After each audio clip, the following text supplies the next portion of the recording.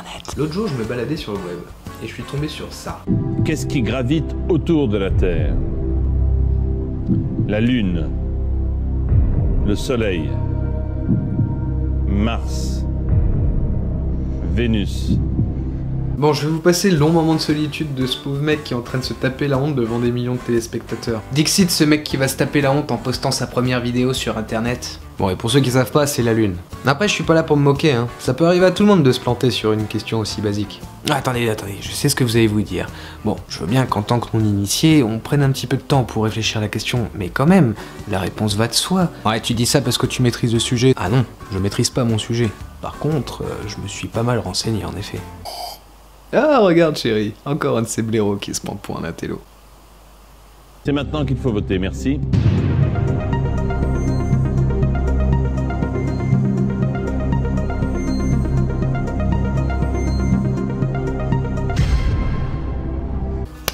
Je vous rappelle qu'il joue pour 1500 €. Ouais, le premier palier. Bon, sur ce coup-là, je pense que c'est le public qui s'est foutu de sa gueule. Du moins, j'espère, parce que sinon, c'est grave. Du coup, ça m'a pas mal attristé de voir que des gens qui sont censés participer à une émission de culture générale se vautrent lamentablement sur une question aussi simple. Ouais, simple, ça dépend. Si tu connais, c'est simple, sinon ça l'est moins.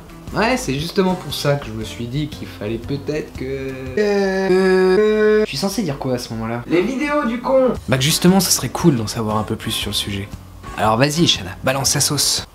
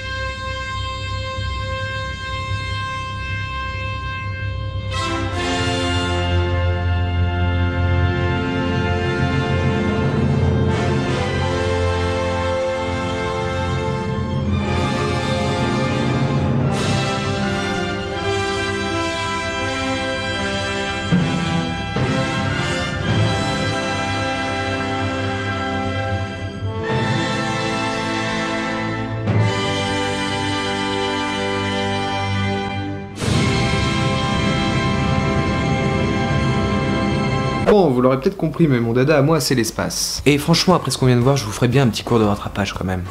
T'en penses quoi? C'est ce que je craignais. Je ne sais pas, je ne sais pas. Donc aujourd'hui, les mecs, mesdames, on va s'intéresser au soleil, et plutôt aux étoiles en général. Oui, enfin je dis ça parce que je sais qu'il y en a qui sont pas encore au courant que le soleil est une étoile. D'ailleurs, je tiens quand même à le préciser, mais les trois quarts de ce qu'on voit dans l'espace, c'est pas forcément des étoiles. Bah ouais, tu peux tomber sur plein de trucs. Des quasars, des galaxies, des amas de galaxies, des supernovas, des étoiles à neutrons, et j'en passe. Mais vous en faites pas, on va y revenir. Bref, tout ça pour vous dire qu'en fait, le soleil c'est une étoile comme les autres. Qu'il y en a plein dans la galaxie, sauf que celle-là elle est proche de nous et on l'appelle soleil. Faut savoir pourquoi. Bon, c'est bien beau ton charabia, mais il est fait de quoi le soleil? De 73% d'hydrogène et à peu près 24% d'hélium. Voilà. Oui, c'est bien beau tout ça, mais ça marche comment? Bah en fait, le soleil c'est un peu comme une énorme centrale nucléaire au-dessus de notre tête. Non, en fait non, c'est une centrale nucléaire au-dessus de notre tête. Et après on vient m'expliquer que l'énergie solaire c'est une énergie propre. Bon en fait ce qui se passe dans le soleil c'est plutôt simple. Oui enfin simple. Ouais, pas tout à fait mais presque. Bon et pour vous expliquer tout ça, imaginez une énorme quantité de gaz dans l'espace. Genre ouais, énorme, plusieurs milliards de tonnes. C'est énorme. Et il y en a tellement que sous l'effet de la gravité, toutes ces petites particules viennent s'embriquer les unes aux autres. Et je te laisse imaginer ce qui se passe quand une énorme quantité de gaz est comprimée en un point de l'univers.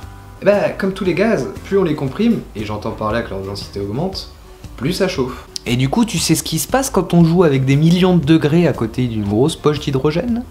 Bah ça fait boum. Et pourquoi ça fait boum? Bah tout simplement parce qu'il fait tellement chaud et c'est tellement comprimé qu'il y a une explosion nucléaire qui se met en route. Et ça produit plein de trucs. De la lumière, du gaz et de la matière. En fait, le plus important à savoir, c'est surtout que cette réaction nucléaire ne s'arrête que à la mort de l'étoile.